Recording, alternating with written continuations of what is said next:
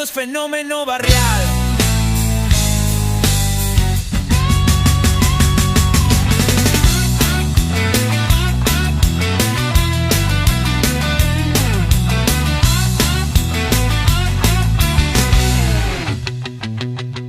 Ahí vamos, sin corbata y sin permiso, con la lengua afilada y los pies en el piso. Que la tele se calle, que hable la calle. Esto es Fenómeno Barrial. Ahí vamos, sin corbata y sin permiso, con la lengua afilada y los pies en el piso. Que la tele se calle, que hable la calle. Esto es Fenómeno Barrial.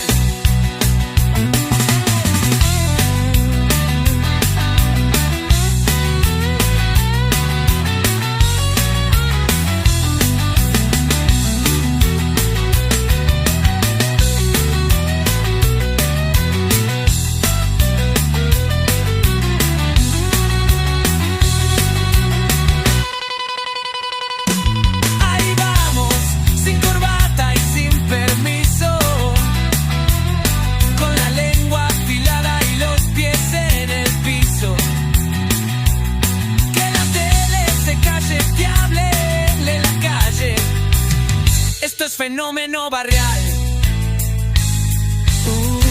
Yeah. Esto es Fenómeno Barrial. Esto es Fenómeno Barrial. Ahí vamos, sin corbata y sin permiso.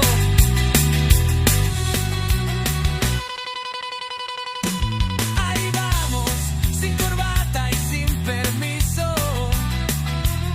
con la lengua afilada y los pies.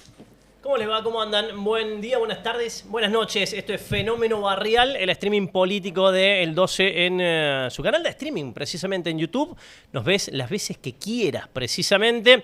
Después de un fin de semana que arrojó elecciones en Cava y de cara a un lindo programa que tenemos en el día de hoy, con la primera parte dedicada a una entrevista mano a mano y en la segunda parte del programa del día de hoy con un debate que se la recontra trae y se viene recontra picante. Tenemos lo sucedido el domingo pasado en el territorio porteño. ¿Qué pasará con el PRO? Es la gran incógnita. ¿Qué pasará con Mauricio Macri? El avance o la embestida que ha decidido llevar adelante el gobierno nacional, particularmente con los libertarios, ¿hasta dónde llega? ¿Pega en Córdoba o no pega? Algunos de los disparadores que vamos a tener, gracias a toda la gente que ya está enganchada. Mauricio Rodríguez dice, ¿qué onda? Hay gente que ya está prendida para el arranque de este Fenómeno Barrial, edición 20 de mayo del 2025. Y arrancamos con la entrevista mano a mano. El invitado del día de hoy es el rector de la Universidad Nacional de Córdoba, John Boretto. ¿Qué hace, John? ¿Cómo andas? Hola, un gusto, Gabriel. Muchas gracias. Gracias la por el invitación. tiempo. No, gracias a ustedes. ¿Cómo te trata esta semana post-elecciones? Te noto así como que pasó. Bueno, la verdad que bueno, yo en el rectorado no estuve demasiado ocupado directamente porque las elecciones fueron de canales. Dadas, claro, en cada una de las facultades. Sí. De modo tal que, pero por supuesto acompañando y estando pendiente de un proceso que, bueno, que involucra a toda la comunidad universitaria. Como sabemos, se renovaron los decanatos de las 15 facultades, se eligieron también los representantes estudiantiles en los órganos de gobierno, en los consejos directivos, en el Consejo Superior de la Universidad, los centros de estudiantes. O sea, hubo una gran movilización de toda la comunidad universitaria la semana pasada. Escucha, preparaba la charla con vos. Esta es la segunda nota que te hago. La última fue vía Zoom, creo que estábamos todavía en pandemia o prepandemia, por ahí. O saliendo en realidad de la cuarentena más dura, más heavy. Y siempre me engancho, no voy a caer en el lugar común del nombre, porque debe ser algo que te cansa. Pero bueno, arranquemos por ahí, después voy a otra cosa que me sorprendió hoy, de un datito que encontré. John y con la H en el lugar donde habitualmente no va la H. Sí. No, bueno, lo he contado ya varias veces. Es el H es porque quien anotó lo anotó mal, Sí. digamos, o sea, no tiene otro misterio que eso. Y bueno, yo nací en la zona de Hernando y en esa época se acostumbraba, o sea, había como una tendencia, pongámosle, de poner nombres ingleses a los nacidos en esa época. Tenés Así un que- solo nombre. No, mi segundo nombre es Darío, o sea, nada que ver con... O sea, iba con- es una combinación medio rara, pero esa es la explicación, digamos. Y escucha, y la otra pregunta venía atado a algo que acabas de responder. ¿Por qué me figura que naciste en la Palestina? Ah. Hay una disputa ahí entre las Palestinas y Hernando. Bueno, en esa época, cuando yo nací, hasta los 8 años viví en el campo, vivía mi familia en el campo cerca de la Palestina. Por lo tanto, nací en realidad, o sea, en la clínica físicamente nací en Río Cuarto, ahí se hacía atender mi mamá. Pero bueno, fui anotado en Hernando, por eso figuro como lugar de nacimiento Hernando, pero vivía en el campo. Y bueno, en la Palestina, que es un pueblito muy chico, hace muchísimo que no voy, hice hasta 3er grado de la primaria, ahí en la Escuela Nacional de la Palestina. Luego completé mi primaria en Hernando y en la secundaria la hice en Villa María porque ahí se mudaron mi familia más o menos cuando terminé la primaria, así que hice ese recorrido por toda esa zona, digamos. Y escucha, ¿sos primera generación de profesionales? Sí, primera generación. Mis padres ni siquiera completaron la primaria, con eso te digo todo, eran gente que trabajaba en el campo, de modo tal que sí, primera generación de graduado universitario. Y, a ver, trasládale esto al que ya puede considerar como algo más habitual, tener una carrera terciaria, universitaria, poder recibirse y demás, sobre todo en el marco de el conflicto que se desató el año pasado dentro de lo que el gobierno llama la batalla cultural, Sí. el valor que le dan los boreto, independientemente de tu rol dentro de la universidad, que le dan los boreto a la educación pública. No, bueno, es un rol crucial y estratégico y no solo nosotros, digamos, bueno, gran parte de la sociedad. Yo creo que por eso cuando ocurrió el conflicto universitario el año pasado, tuvimos el acompañamiento de gran parte de la sociedad. En algún momento de tantas cosas que se discutían, uno de los argumentos que se utilizó es que las universidades no eran más un motor que promovía el ascenso o la movilidad social, y eso realmente no es correcto porque hoy por hoy la gran mayoría de los graduados universitarios, más del 60% de todo el sistema, si mal no recuerdo, dependiendo en la zona y demás, pero en promedio más del 60% de los graduados universitarios son graduados de primera generación. En algunas zonas incluso eso es mucho más marcado, aún ese porcentaje, de modo tal que siguen cumpliendo un rol estratégico muy, muy significativo en esa línea, digamos. Tengo como varios disparadores a partir de lo que se abrió el año pasado y esa tensión con el gobierno nacional. Arranco por la primera, que es la rendición de cuentas. ¿A quiénes rinden cuentas ustedes desde la Casa de Trejo, desde la universidad? Bueno, como todas ¿Cómo se maneja el control de esos fondos? Como todas las universidades, en primer lugar, sobre ese punto, más allá de las polémicas, claramente nosotros administramos recursos públicos, por lo tanto tenemos que tener una rendición de cuentas clara al interior de la universidad. Esos fondos son auditados también por un sistema de auditoría que tiene la propia universidad y por supuesto también son rendidos al Estado Nacional, que es quien provee los fondos que vota el Congreso cuando aprueba el presupuesto. 2 veces por año la universidad hace una rendición de la ejecución de los fondos, o sea, del uso de los fondos que la Nación envía a las universidades. Hay algunos programas especiales que a su vez tienen un mecanismo propio de rendición, algunos que promueven determinadas líneas, por ejemplo, los posgrados o la investigación, que tienen un mecanismo además propio de rendición de cuentas. Y además de este proceso de rendición de cuentas que las universidades realizan, o que nosotros realizamos, están los mecanismos de control. Como dije, hay un sistema de auditoría ¿Ustedes tienen una interna. auditoría propia? Claro, una auditoría propia y a su vez la Auditoría General de la Nación es el organismo encargado de auditar el manejo económico financiero. Hasta ahí tengo 2 auditorías. Tengo la propia, la de la AGN. Claro, y ahora, por ejemplo, hemos suscrito hace 2 semanas, he firmado un convenio con la Sindicatura General de la Nación, Con la CIGEN. con la CIGEN, para que la SIGEN también realice actividades de auditorías junto con la unidad de auditoría interna, realice procesos de capacitación para mejorar los mecanismos de control interno. Es decir, esto surge a través de un convenio marco que el SIN firmó con SIGEN. El organismo natural, como dije, es la AGN, precisamente... El SIN, le contamos a la gente que no está metido en claro, el Consejo Interuniversitario. Claro, es el consejo que reúne a todos los rectores y rectoras de las universidades públicas. Firmamos un convenio con SIGEN y, general, y ahora cada universidad que quiera adherir, nosotros hicimos eso, también sumamos a SIGEN para mejorar o fortalecer los mecanismos de control.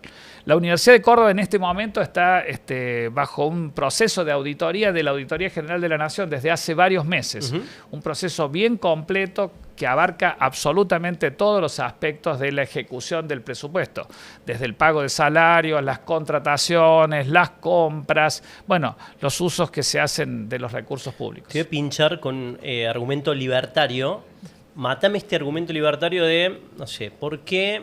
Lo voy a traer, estaba la comparación el año pasado hecha muy con Buenos Aires, pero te lo traigo a un barrio local, no sé, ¿por qué una madre en San Vicente o en, no sé, un sector vulnerable X de Córdoba, que sabe que su hijo no va a llegar a la universidad, tiene que, con los fondos públicos, sostener la estructura universitaria? Bueno, justamente por lo que dije al principio, porque las universidades siguen siendo, aún con estas dificultades de que existen sectores que les resulta muy complejo acceder a la universidad o incluso transitar todos los niveles educativos, la universidad pública sigue siendo un espacio de oportunidades para que la gente progrese, para que muchas generaciones... Está muy el argumento libertario, che, no llega todo el mundo a la universidad. Bueno, pero también hay un problema ahí donde la universidad no es la que tiene que garantizar un proceso de justicia social, si se quiere. Hay que generar condiciones para que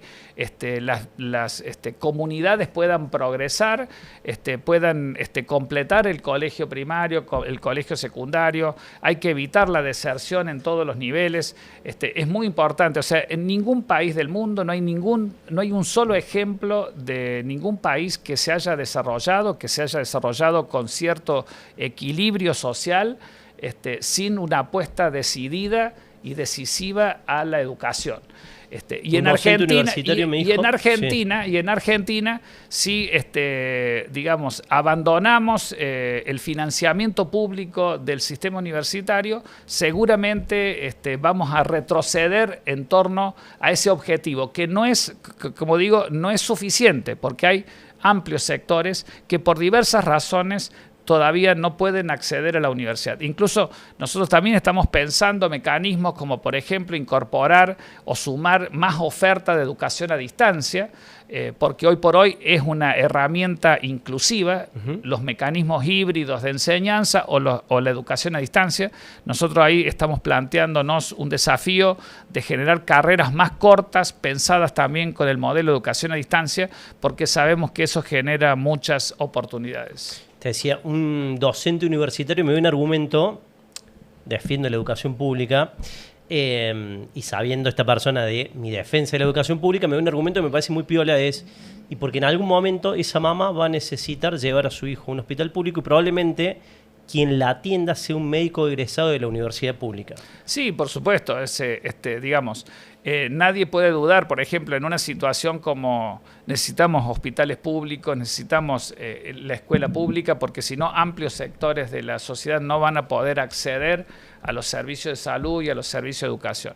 Que esa oferta de salud pública y de educación pública tiene que ser mejor, tiene que tener mejor calidad.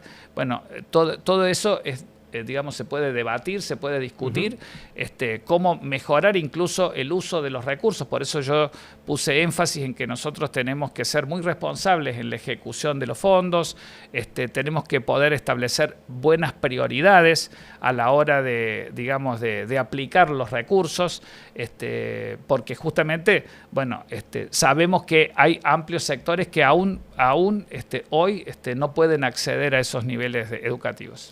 Escucha, tenemos un segmento que es el 10 por 10, son 10 preguntas, 10 segundos, no hay repregunta, Así que podés contestar lo que quieras y yo sigo de largo. No me voy a detener en ninguna pregunta. ¿Estamos? Dale. Vamos a hacer el 10x10 con el rector de la Universidad Nacional de Córdoba, con John Boretto. Para que lo acomodo por acá, Nico, lo tengo. Dame un segundito.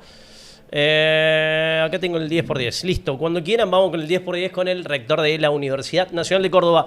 ¿Te imaginas haciendo política partidaria por fuera de la estructura de la universidad?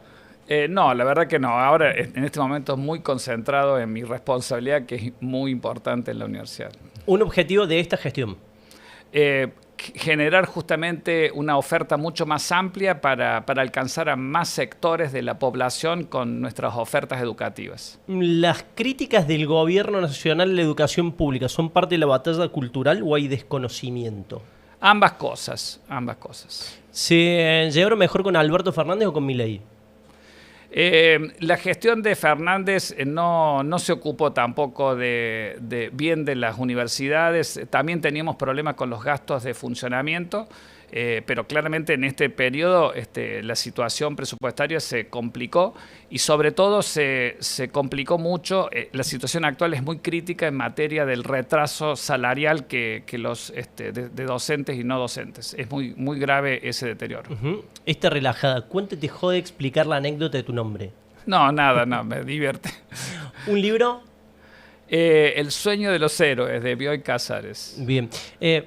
Media 90, la frase, ¿pones las manos en el fuego por la administración de todos los decanatos? ¿O lo sostenés, lo respaldás? Yo creo que, digamos, por supuesto que tiene que haber confianza, pero los sistemas de control interno, por eso hemos hecho todos estos convenios. Es muy importante que haya auditorías, que haya control en el uso de los recursos, que el sistema de administración sea lo suficientemente transparente como para que haya el menor margen posible para desvíos y hechos de corrupción. No sé si sos futbolero, pero sos hincha de... Belgrano, claramente. Ah, sos hincha de Belgrano. Sí. Qué lástima, John. Y la última, no me digas por qué, pero si sabes por qué Carolina Escoto dejó la política. No lo sé. He trabajado con ella durante su periodo como rectora y la verdad que no conozco las motivaciones por las cuales abandonó rápidamente su banca en el Congreso. Me enganché con una parte de lo que hablaste recién, del presupuesto universitario, cómo le pega el salario docente y el no docente. ¿Están sin presupuesto desde el 2022, 2023? No, o sea, los gastos, las partidas para gastos de funcionamiento del año pasado, después de las masivas movilizaciones, se actualizaron. Sí. Ahí se logró recomponer en buena medida las partidas para gastos de funcionamiento, pero que representan menos del 10% del presupuesto total.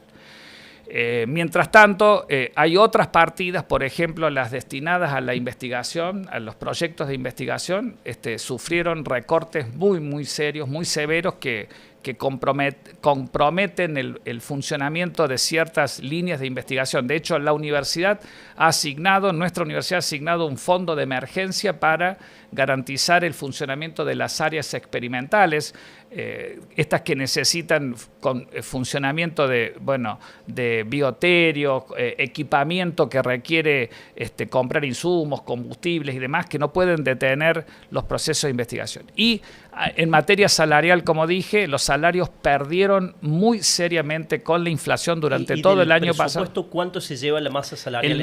Más del 90%. Más del 90% del presupuesto público, del presupuesto que viene, está destinado a salarios, docentes y no docentes, y perdieron seriamente con la inflación durante todo el año pasado.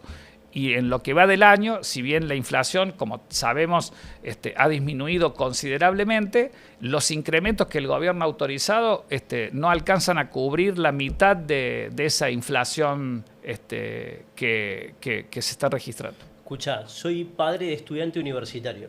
Primer año, traigo una pregunta de casa que me manda mi mujer. ¿Por qué hay paro esta semana? Bueno, justamente por esta situación que estoy planteando. Pero arrancaron hoy, la medida de fuerza de ADIUP, conté un poco. Hoy hubo una medida de fuerza del sector docente que creo que se va a repetir el día viernes también. El día viernes hay... Dentro de la semana de mayo. Sí, también hay una medida de fuerza del sector no docente. Estas medidas de fuerza tienen que ver con justamente este reclamo por la situación salarial. Obviamente a nosotros como autoridades universitarias lo que nos interesa es que la universidad funcione, que haya clases, que haya exámenes, pero bueno, ciertamente acompañamos el reclamo que es justo en materia de recuperación salarial. Estamos trabajando los rectores también con las entidades gremiales para presentar pronto o discutir también en el Congreso de la Nación nuevamente un proyecto de ley de financiamiento universitario con el objeto de instalar esta discusión del desfinanciamiento que viene sufriendo la educación superior. Que es lo que respaldaron el año pasado hasta los dialoguistas, digo, hasta los actores claro, más, el año pasado salió con muchos votos, luego el presidente Milei lo vetó y el Congreso no pudo, digamos, voltear ese veto por muy pocos votos. Bueno, vamos a volver a insistir con ese proyecto en el Congreso de la Nación, pero básicamente y esencialmente todos los rectores lo que deseamos es que haya canales de diálogo que existen con el gobierno. Debemos reconocer que hay conversaciones. Hace poco asumieron las nuevas autoridades del CIN, con el área de políticas universitarias del gobierno hay conversaciones, pero tenés diálogo con el gobierno hay nacional. diálogo, hay conversaciones, pero necesitamos que en materia de la cuestión salarial haya un proceso de reconversión, de recuperación salarial, porque como digo, ha sido muy muy fuerte el deterioro que han sufrido los salarios. Voy con otro argumento medio de moda y casi de época, que lo lleva al contexto. Estudiantes extranjeros, ¿qué cantidad hay, digo, en proporción en Córdoba? Y rebatime ese argumento también medio libertario, medio...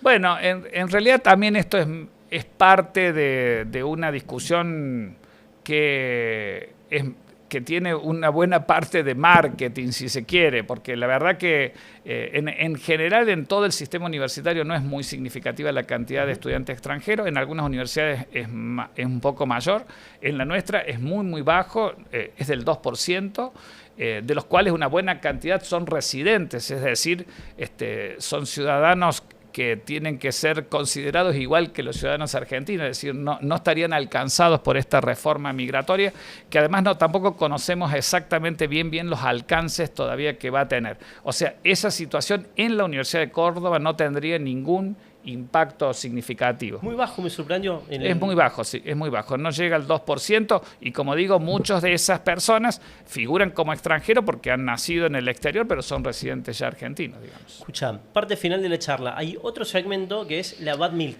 que en esta no tengo nada que ver, pero es la pregunta Bad Milk, le hacen los pibes de la producción, los sub-30, los que están levantando la mano ahí, se hacen cargo de esta pregunta. Cuando quieran, chicos, vamos con eso, parte final de la entrevista y la charla con el rector de la Universidad Nacional de Córdoba, con John Boretto. A ver, dale. ¿Se disfrutó de manera especial ganarle al peronismo en la Facultad de Derecho? Le contamos a la gente, hubo un triunfo importante de Franja Morada en la Facultad de Derecho los otros días. Claro, bueno, hubo un triunfo de Franja Morada a nivel estudiantil, pero la elección de la facultad es una elección en la que plantearla como una disputa radicalismo versus peronismo es una opción o una descripción incorrecta, porque efectivamente no estaban de ese modo representadas las opciones. La opción que ganó en el decanato es una opción muy plural, donde obviamente a nivel estudiantil participa la franja, pero la composición, diría que casi todas las opciones que conducen las facultades son muy plurales. No es tan fácil de traducir esa dicotomía en el ámbito universitario. La verdad que eso es una simplificación que a mi juicio no describe realmente la situación. Va a haber balotaje en una sola, en la Facultad de Psicología, como hace 3 años, sí. Se llega a esa instancia de segunda vuelta porque hay 3 listas. Exactamente, hubo 3 listas y cuando ninguna de esas 3 listas alcanza el 40%, eso es lo que prevé la reglamentación, no exige el 50% sino el 40%. Bueno, en este caso hubo 2 listas que estuvieron en torno al 37%, esas 2 van a ir a competir en una nueva elección el 5 y 6 de junio próximo. John, gracias. No, Queremos tener gracias. esta charla. La verdad, muchísima gente enganchada, casi 900 y pico de conectados a esta hora. Queremos tener una charla así sin tiempo con el rector de la Universidad Nacional. Siempre un gusto. Bueno, para mí también es un gusto. Muchas gracias por el espacio y felicitaciones por el programa y por la iniciativa. Que sigan los éxitos. Muchas gracias. El rector de la Universidad Nacional de Córdoba, John Boreto, pasando acá en la primera parte de este fenómeno barrial del 20 de mayo. Dale.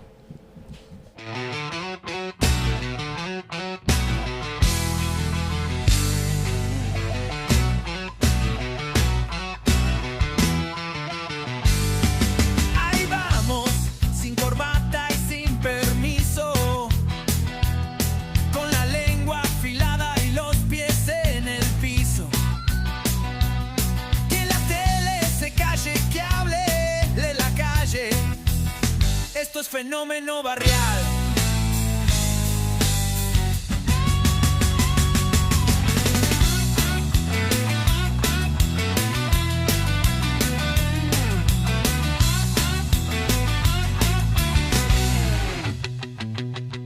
Ahí vamos, sin corbata y sin permiso, con la lengua afilada y los pies en el piso. Que la tele se calle, que hable de la calle. Esto es fenómeno barrial. Ahí vamos, sin corbata y sin permiso, con la lengua afilada y los pies en el piso. Que la tele se calle, que hable de la calle. Esto es fenómeno barrial.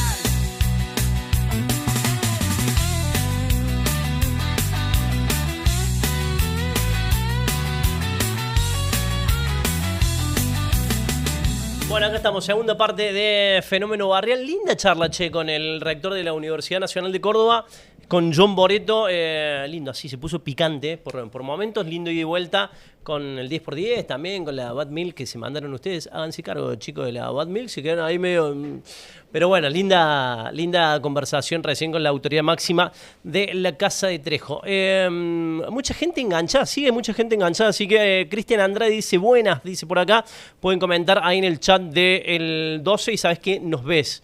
Después, las veces que quieras, entras al YouTube del 12 y nos podés encontrar como Fenómeno Barrial. Y a esta hora mucha gente enganchada viéndonos por el 12 DirecTV y mucha gente en el interior. Eso me decía la gente del canal, la gente del 12. Mucha gente prendida también en el interior, así que está bueno. Segunda parte con debate. La modalidad que hemos adoptado en el último tiempo aquí en Fenómeno Barrial. Debate entre concejalas. En esta oportunidad, bienvenida Jessica Robeto Yapur. Jessica Robeto Yapur, concejala del PRO, cada vez más alineada al bullrichismo y a los libertarios, ¿o no? Me equivoco. Bueno, ¿Hasta el bullrichismo bien? No, primero, concejal. Yo concejal. Dije concejala. Sí, no, yo concejal. No me Entonces, gusta el Vos decís concejal. tal cual. Me gustó que arranquemos así. Y del otro lado, Laura Vilches, la concejala. Me es indistinto, como profesora de ¿Me llega así literatura. concejale? No, puedo decir que es indistinto, pero concejala está muy bien. Le contamos a la gente, concejala de la izquierda, concejal de la Del centro PRO. derecha. Exactamente, sí. Y yendo a lo que me decías, concejal del PRO, estoy afiliada al PRO, pero mi bloque se llama Cordobeses por la Libertad, por supuesto por las ideas que sostengo desde antaño, ¿no? Y siempre en la línea acompañando a Patricia Bullrich. Lo que está bueno de esto es que, por lo que sé, bueno, lógicamente están en las antípodas a nivel ideológico, pero tienen buena onda dentro del Consejo, es más tan cerca las oficinas, los despachos de ambas. Sí. Así es. Como bloques unipersonales, estamos en el tercer piso. Creo que es una cuestión elemental la cordialidad y el respeto más allá de las ideas. Estamos haciendo debates políticos, tenemos diferencias irreconciliables, pero no es necesario perder el respeto personal. Escuchen, arranco, estaba pensando en debate entre concejales, tuvimos entre concejales varones, no habíamos tenido debate entre concejalas. mujeres, pero arranco por algo que está bien fresquito y que es Ficha Limpia. Sos la que no acompaña, la que votó en contra de Ficha Limpia el jueves. Así es. Mira, votamos en contra, nosotros hemos sostenido una posición como Frente de Izquierda histórica. De la comisión participó mi compañera Miriam Bregman para plantear los argumentos que hemos planteado también en el Congreso Nacional, y las razones están asociadas a que no consideramos que una ley que le otorgue a una justicia que no tiene nada de independiente, que sabemos que está vinculada a todo poder político de turno, la definición de resolver quién puede ser candidato y quién no puede ser candidato. Y por otro lado, porque observamos una situación a nivel Latinoamérica, donde el ejemplo paradigmático fue el caso de Brasil, que la justicia justamente que no tiene nada de independiente y que por otro lado además ha estado formada, muchos de esos jueces, fiscales, con la doctrina norteamericana, son parte de una política de Estados Unidos de intervención en los países mediante este tipo de leyes, justamente para definir quiénes son candidatos o no. El caso más alevoso, brutal y escandaloso, que se comprobó además que era escandaloso de verdad, fue el caso de Lula.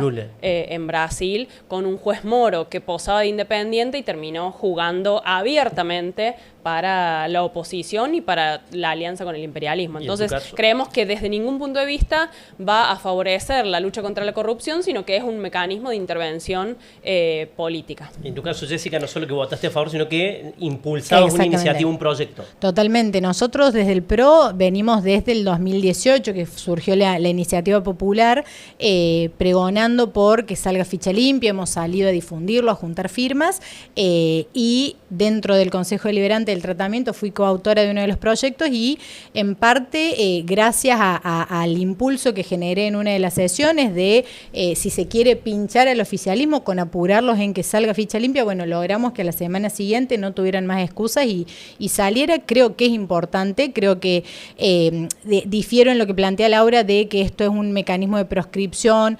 Sí coincido en que hay un montón de cosas en que la justicia no es independiente, pero en todo caso tenemos que trabajar para que así lo sea. Creo que Ficha Limpia... Ay, Dios. No, ahí están muy bien los chicos.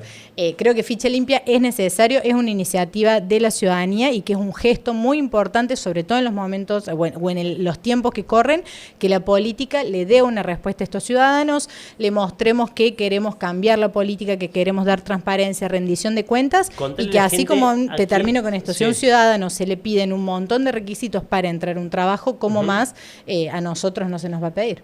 A partir de lo que se sancionó el jueves pasado, ¿quiénes no van a poder ser candidatos a algo en Córdoba capital, en la ciudad? Y quienes estén condenados con doble conforme, es decir, en doble instancia, de cualquier delito doloso. ¿Sí? No solo los delitos de corrupción, sino cualquier delito que sea de dolo, es decir, que tenga intencionalidad, no el culposo, que puede ser, por decirte, un accidente en la automovilístico, ¿no?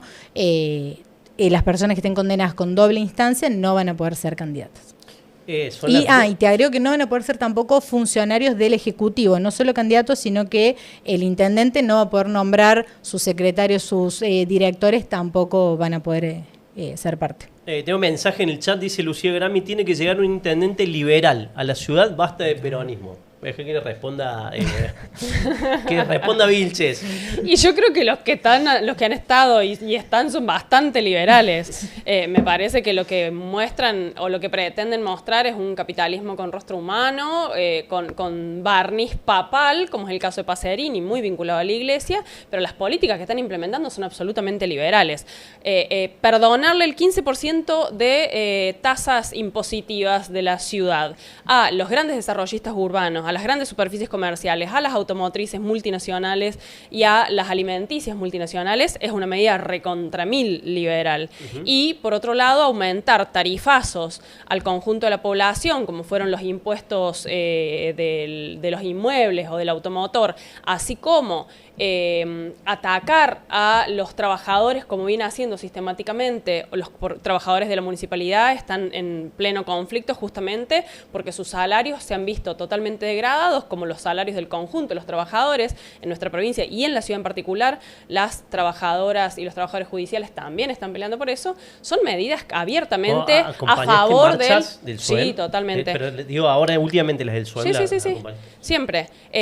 A lo que voy es que son efectivamente liberales porque sus medidas favorecen al capital más concentrado y al empresariado, no a los sectores populares. Creo que el caso más brutal y alevoso es el del transporte, que no solo la gestión de Pacerini, también la de Yarlora, también la de la UCR, también la del Frente Cívico, y nos podemos ir hacia atrás, han beneficiado a los empresarios del transporte que hacen de un servicio, de una necesidad, un absoluto negocio, y ahí tenemos las consecuencias con el descalabro total que es el sistema de transporte. Y por tu otra pregunta, sí, he acompañado a las distintas movilizaciones. La semana pasada estuve con judiciales y con municipales, acompañando a las trabajadoras de la salud que están en el hospital provincial del Rawson peleando por la reincorporación en el polo sanitario.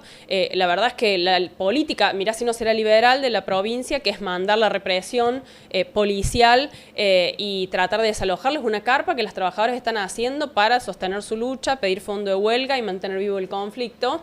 Si bien acá no hay represión con gaseadas y demás, como sí podemos ver a nivel nacional con los jubilados todos los miércoles, no deja de ser una medida de amedrentamiento contra los trabajadores. Entonces, desde nuestro punto de vista, ya son liberales. ¿Cómo se resuelve el tema SUEM? Y yo creo que, a ver, yo al contrario... Estuvo participando de la marcha. Sí, no, yo no estoy a favor. Yo en lo único que sí acompaño a todas las gestiones es en ponerse firme contra los aprietes del sindicalismo. Creo que está demostrado hace años en la Argentina que los gremios, que los sindicatos no han mejorado la situación económica ni social de a quienes dicen representar, sino que ha sido solamente un uso para caja de ellos, para acomodarse, para que tengan un montón de propiedades y corrupción también dentro de los sindicatos. Entonces creo que, y sobre todo, el sindicato de los empleados municipales ha sido muy fuerte y ha tenido muchas actitudes de extorsión, de querer parar la ciudad, y creo que no es la solución.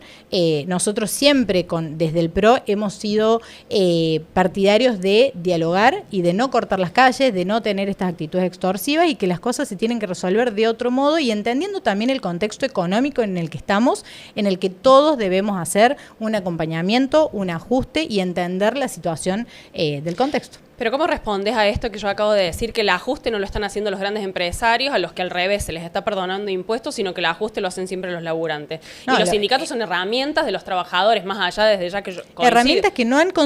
una herramienta que no ha servido para nada. No tengas que eliminar sindicatos ni que tengas que ponerte a los sindicatos. Los sindicatos son las herramientas que las trabajadoras y los trabajadores conquistamos históricamente con nuestra lucha. No hay que eliminarlos, pero hay que regularlos. No te representa un sindicalista que está hace 30 años elegido. Pero es un problema de los y las trabajadoras. Bueno, pero ahora, creo que justamente los trabajadores son rehenes y están obligados a estar adheridos a ese gremio, son obligados, no tienen elección. Los empresarios no están haciendo el ajuste. Están haciendo el ajuste. ¿Dónde están haciendo el ajuste? Con todos los impuestos, con toda la burocracia, no, al revés, con los impuestos que tienen que hacer. Perdonar el 15%, simple emprendedor, y vos votaste el presupuesto, Jessica, un simple emprendedor tiene que pagar un montón de impuestos y de cargas que se lleva justamente el Estado gigantesco para poder dar trabajo a un montón de familias. ¿Qué opinas de las multinacionales? De las multinacionales, ¿a cuántas familias vienen a dar trabajo? Las multinacionales, ninguna. Lo último que están haciendo las trabajadoras de trabajos y de pymes al revés, alrededor Jessica, de su te pido que te informes, porque lo que están haciendo las multinacionales es echar trabajadores, ofrecerles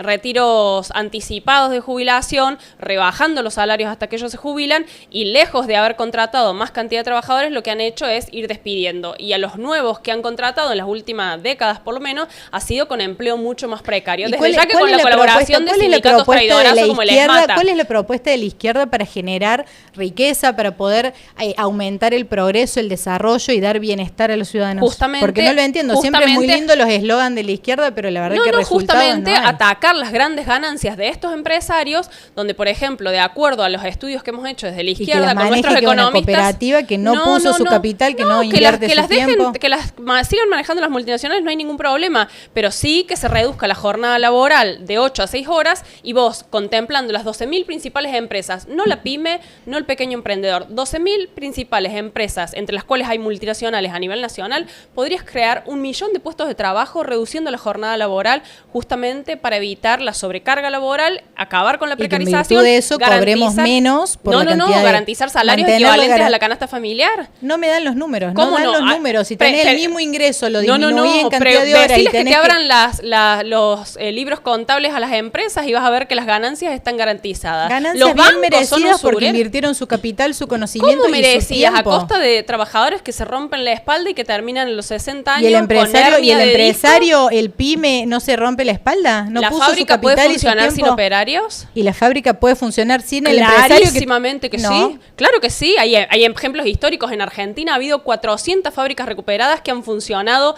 sin sus trabajadores y te puedo nombrar una que hace más de 20 años, como es Facimpat, Fábricas Sin Patrones, que es una fábrica que ha funcionado sin trabajadores. Madrigraf es otra. No, Claro pero que es, que no, me río existe. del título, porque Y claro, son excelentes porque para justamente es la eslogan, muestra de que título y pueden demás. funcionar sin patrones, ahora no sin trabajadores. Yo creo que hay que dejar de demonizar, para cerrar esto, hay que dejar de demonizar al empresario, porque en Argentina el 90% del empleo y de la creación de riqueza la hace el emprendedor, el pyme, y hay que dejar de demonizarlo porque no es un monstruo que se está llevando y acumulando dinero, lo pueden preguntar en la calle, son todas personas de familia que se rompen el lomo desde la mañana hasta la noche y que además no tienen horario, que invirtieron su dinero, que arriesgan su capital, que ponen mente, alma, cuerpo y todo para dar trabajo a un montón. Escuchen. También lo hacen, por supuesto. La gente está participando en el chat a full, bueno, mucha gente comentando, métanse y comenten, quizás leemos cada uno de los posteos de ustedes. En lugar de ser tan amplio de preguntarles por la campaña o por el resultado de la elección en Cava, quiero ir a algo puntual de lo que fue la campaña en la elección del pasado domingo, que fue un término que instaló Marra, que es los fisuras. Sí, hay que ir en contra de los fisuras acá, los fisuras allá. Y mucho de discurso anti-trapito, le dicen en Buenos Aires, sería naranjita acá. ¿Qué hacemos con los naranjitas, Jessica Roberto Yapur? Bueno, nosotros... Y si compartí eso de los fisuras que dice Marra. Nosotros venimos trabajando y estudiando el tema porque realmente hay que dar una solución a esto, tanto a los naranjitas, a los limpiavidrios, a quienes toman la calle, duermen en las puertas de los comercios y no se quieren retirar al otro día cuando el comerciante necesita abrir. Hay que dar una solución a esto porque la calle está tomada, hay Pues mucha si no violencia. se quieren retirar.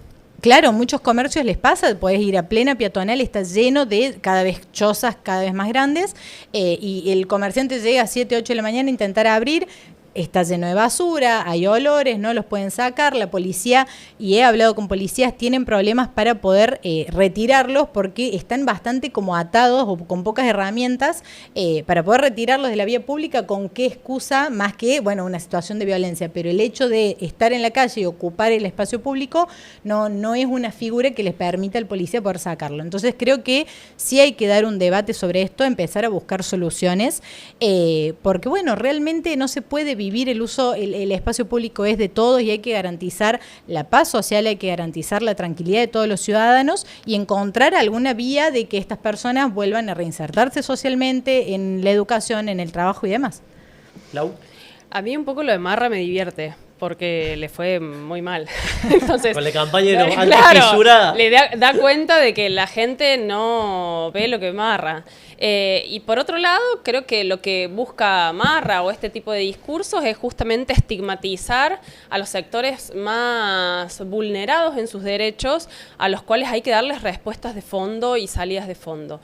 Creo que efectivamente la pobreza crece, la situación de calle se empeora y la salida es generando empleo genuino, avanzando contra la precarización laboral, tanto en el sector privado como en el sector estatal. El Estado es el principal precarizador y contratista de monotributistas, de todas las formas del empleo precario, becarios entre ellos. Y en el caso de Naranjitas, por ejemplo, hay un montón de trabajadores justamente precarizados que hacen esa tarea. Uno a veces ve familias enteras haciendo de cuidacoches y creo que lo que hay que buscar son formas de garantizar empleo genuino. Una de esas que propone el Frente Izquierda es la que mencionaba antes, justamente afectando las ganancias empresarias y después desde ya que generando puestos de trabajo vinculado a los servicios, entre ellos mencionaba recién el transporte. Nosotros creemos que el transporte tiene que ser de gestión estatal, que tiene que ser efectivamente controlado por sus propios trabajadores y con el control también de los usuarios, que son los verdaderos interesados. Entonces, de ese modo vos eliminás la ganancia empresaria y garantizás puestos de trabajo no solo para los choferes y las choferes que ya están en actividad, sino generando quizás nuevos puestos de trabajo para garantizar otras tareas, desde el mantenimiento de playones y espacios de guardado de las unidades, así como los servicios mecánicos, por ejemplo. Hay algo que ha hecho y que para mí es muy brutal, porque muestra cómo este Estado y estas conducciones de los gobiernos han hecho destrucción de los puestos de trabajo. Si vos te vas a EPEC, encontrás que todo el sector automotor que funcionaba en Villa Rebol, que los trabajadores han denunciado sistemáticamente que les estaban vaciando, donde había trabajadores que se dedicaban a la mecánica de los automotores para reparar los coches de la empresa, los desguazaron y es todo un servicio tercerizado que le cuesta el triple o el doble a la empresa estatal de energía eléctrica. Entonces, ese tipo de cosas son las que hay que eliminar por completo, y ahí vos tendrías un montón de puestos de trabajo para los cuales, por ejemplo, contratar trabajadores con condiciones dignas. Voy a apelar a la brevedad de ambas. Me queda el 10x10, me queda la Bad Milk para las dos que no van a zafar, obviamente. Así que les voy a leer un comentario a cada una. Dale. Primero, gracias a la gente que pone acá. Con 60 minutos nos quedamos cortos. Dice por acá, gente de la streaming, un abrazo a Pablo. Y tengo un mensaje por acá. Primero voy con Jessica. Si tenemos el 60% de pobres, no me cierra el 90% del que habla Yapur respecto de los empresarios, dicen. Primero, no tenemos 60% de pobres. Ya bajó un 15-14% desde que asumió este gobierno, y lo que me refiero es de la cantidad de empleados formalizados, el 90% lo da la pyme. No lo dan las multinacionales ni lo da el Estado, que no genera riqueza, lo dan las pymes. Y dicen por acá, para Laura, ¿qué pensás de los limpiavidrios que te rompen el auto? No me ha pasado nunca. Salvo que uno sea muy violento con el limpiavidrio. Mira que me la paso recorriendo las calles. Uno puede tener buenos o malos días, ellos también. Y si vos hablas en términos claros y en términos comprensivos con aquel que está tratando de hacerse el mango para llevar a su casa y darle de comer a sus hijos, y a su vez tratas de que el otro entienda de que uno no siempre tiene para aportarles una moneda en la changa que están haciendo, creo que no hay ningún problema. Sí, sé que hay sectores que se ponen heavy y que desprecian a quien limpia los vidrios como a quien cuida los coches, y quizás tenga respuestas del otro lado. Claro, hay quienes trabajan bien y son muy respetuosos, pero hay quienes son violentos y amenazan y no entienden que uno no quiera que te limpie el vidrio o que no quiera que te cuide el coche. Pero por supuesto hay que distinguir, porque vidrio, como hay naranjitas... Me parece una exageración. No, sí pasa. Y sí es cierto que hay naranjitas que están cooperativizados. Es más, me he reunido con ellos porque como hago en todos los proyectos me involucro y realmente trabajo con los involucrados en el tema. Y hay que distinguir a quienes están formalizados y a quienes son familias que trabajan hace muchos años en una cuadra y hasta que los vecinos los eligen, de lo que son las mafias y el descontrol que hay en este tema. Me quedo acá con Jessica, voy al 10x10, dale 10x10 con la concejala de Cordobeses por la Libertad, es el nombre del bloque, ¿verdad? Bueno, arranca el 10x10 con Roberto Yapur. Son 10 preguntas sin repregunta, así que vamos al mango. Cortito. 10 preguntas en 10 segundos. ¿Te vas a afiliar a la Libertad Avanza? Por ahora no. ¿Por qué por ahora? ¿Por qué el PRO envejeció tan rápido?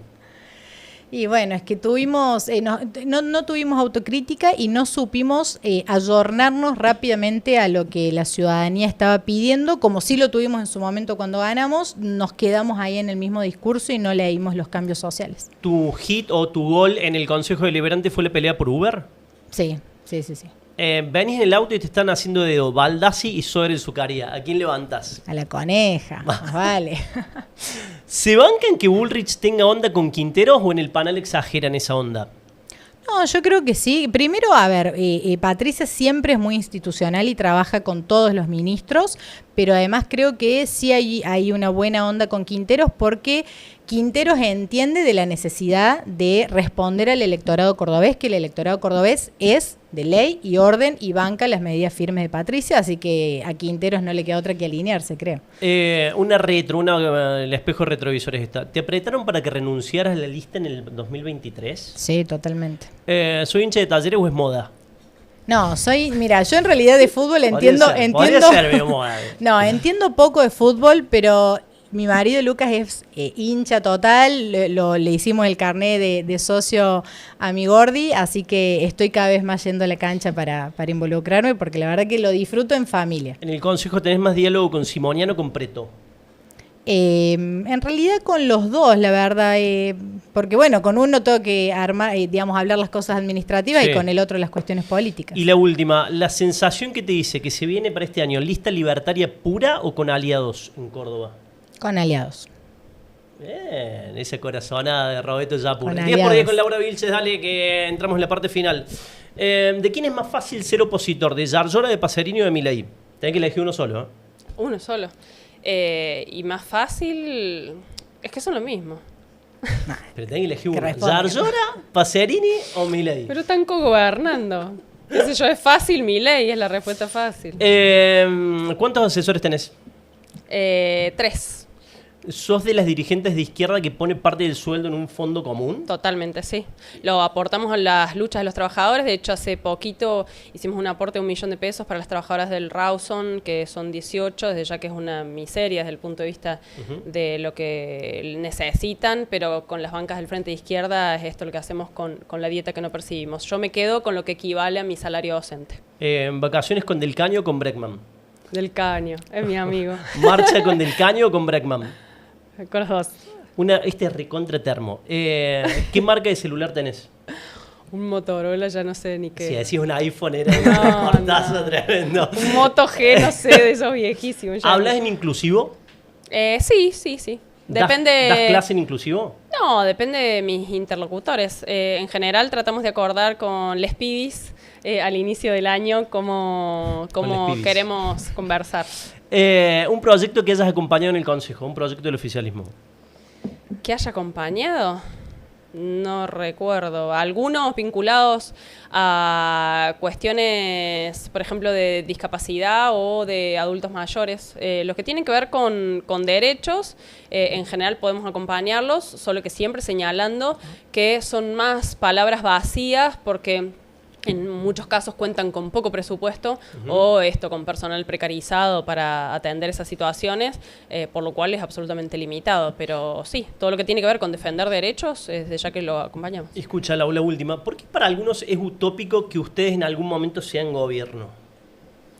Creo porque tienen una lógica habituada a las formas de hacer política tradicional, y esas formas de hacer política tradicional es elegir cada 2, 4 años, bueno, ahora están limitando inclusive hasta eso, y nuestro modo de entender la política es hacer construir organización todos los días y desde ya pensar la perspectiva de que los trabajadores tomen en sus manos el gobierno de sus propios destinos, y eso tiene que ver con no este tipo de forma de gobernar, sino otra en la que haya instancias más colectivas de hacerlo. Y frente a la crisis que atraviesa al panorama político nacional, con altos niveles de apatía y de abstención en estas elecciones anticipadas, nosotros creemos que lo que hay que hacer es justamente avanzar en unas reformas, podríamos decir, o una mejora de los modos de participación de la gente, que tienen que ver con atacar estas condiciones de casta de los políticos tradicionales que están haciendo discusiones de internas entre ellos, mientras la mayoría de la población está pasándola mal y los reclamos pasan por otro lado. Y eso tiene que ver con, desde ya, que todo funcionario cobre como una maestra, como hacemos nosotros, con que haya revocabilidad de los mandatos, con que el sistema judicial sea elegido por el voto popular también y no con sueldos vitalicios y realmente absolutamente por fuera de la vida de la A mí me mayoría de la encantaría población. ver a la izquierda gobernando, la verdad. Entonces ¿Sí? creo que... ¿Vos Y sos sí, de la que creen que es utópico? para mí es un ideal utópico. O sea, no hay ningún país en el mundo donde realmente el ideal socialista o el ideal de la izquierda se haya realizado, pero me encantaría verlos gestionando para que entiendan y se den cuenta de lo que A es mí me manejar encantaría ver recursos que todo lo que escasos, dicen porque del la van a capitalismo chocar, y la van a su chocar. fantástico funcionamiento de algún resultado que no sea el de la miseria de la En mayoría de la los población, países el de la donde crisis mayor libertad climática económica brutal hay, mayor y el del libertad ataque a los tienen y derechos. progreso y libertad y seguridad tienen. Así que, y esto está comprobado. ¿De y qué tenemos país que tender utópico a me eso. hablas? ¿Para de Estados Unidos? ¿De la No, meca del no estoy capital? hablando de Estados Unidos, al contrario. Ah. No, los países más liberales, Nueva Zelanda, Islandia, son países recontra mil liberales donde la educación es excelentísima, mínima, donde la violencia de las mujeres está al mínimo, hay mucha seguridad, hay mucho progreso. Con algunos niveles de índices de suicidio más altos del mundo, por ejemplo. O sea que tan bien no va. Evidentemente el sistema capitalista es un sistema que, lejos de prometer la libertad, como muchos se llenan la boca, lo que hace es avanzar en condiciones de degradación. El sistema capitalista ha permitido que tengamos educación, que tengamos humanas. ciencia, que tengamos vacunas, que tengamos progreso, un montón de bondades que ha dado el capitalismo. Sí, eso se que llama... justamente tiene que ver con generar riquezas para poder hacer lo que los malos gobiernos populistas hacen, que es redistribuir esa riqueza que la genera. Pero todo eso no lo genera el capitalismo, Jessica. Sí, la eso genera se llama General General Intellect. Ya lo estudió Marx privado. hace 200 años y es justamente cómo la colaboración humana con el conocimiento compartido, las investigaciones compartidas y los descubrimientos compartidos, sí, la humanidad Cuba, avanzó. Venezuela, que se lo con la apropien colaboración unos humana, pocos parásitos a nivel internacional a los beneficios, y sí, es otra cosa, pero justamente lo que nosotros estamos, no de ningún tipo de sociedad que vuelva hacia atrás, sino que aproveche los beneficios colectivos. ¿Por qué los venezolanos se vienen para acá? ¿Por qué en Cuba pero eso no tiene pueden nada que ver con el socialismo. No, sí tiene que ver. No tiene nada que ver. Bueno, vos te comiste el verso, pero no tiene nada que ver con el socialismo. No, socialismo es otra cosa. Y justamente es aprovechar las bondades que hemos conquistado colectivamente para que los frutos de aquellos beneficios también se puedan ser apropiados. Insisto, me encantaría verlos así la chocan solos. Escuchen, me queda nada por el cierre, pero tengo Bad Milk, voy con Roberto Yapur, dale. La Bad Milk para Jessica Roberto Yapur. Esta la hace la producción, como veis recién, detrás de cámara, que hicieron a Boreto. Fue medio heavy la de Boreto. ¿Respaldaría a Suárez Zucaría para que sea el líder del PRO en Córdoba? Bajo ningún concepto. ¿Puedo ampliar o era corto? ¿Concepto? ¿Por qué? ¿Por qué no? Porque creo que es una persona o una dirigente política que le ha hecho muy mal al PRO.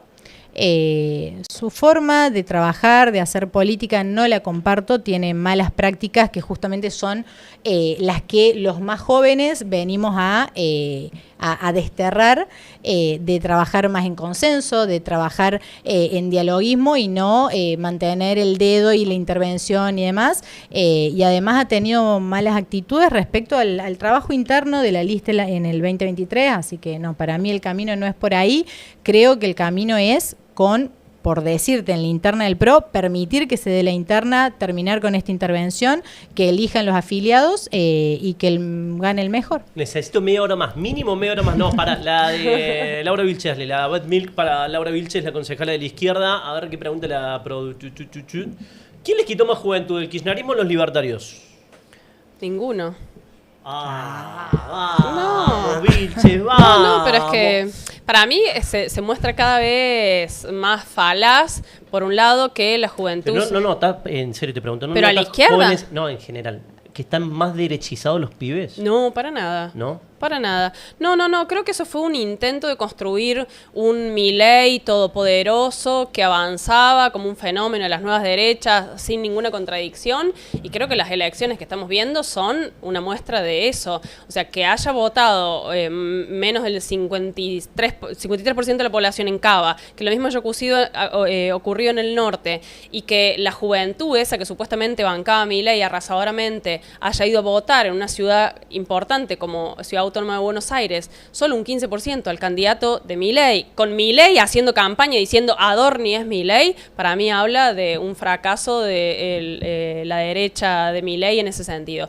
Y en torno al kirchnerismo, me parece que lo que hubo fue un enamoramiento con determinadas demandas que el kirchnerismo tomó como banderas y que después, con el curso de los años, se demostró que eran absolutamente limitadas y que, sin tocar los resortes de la economía, de una economía que el kirchnerismo también subordinó a los mandatos del imperialismo norteamericano, del Fondo Monetario y de los organismos de crédito internacional, demostró que eran,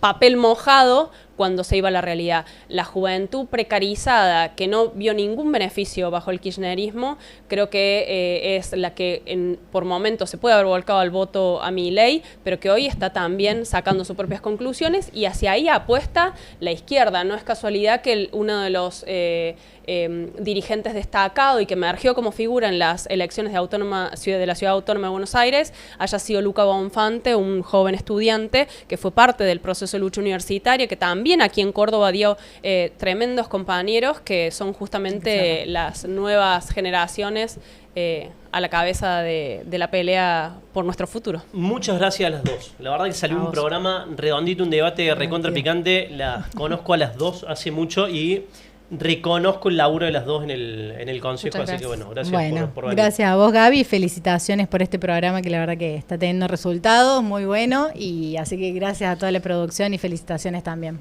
Gracias a la producción, a Villalba, Nico Buta, Valen Aguilar, Valen Bebacua. Chau.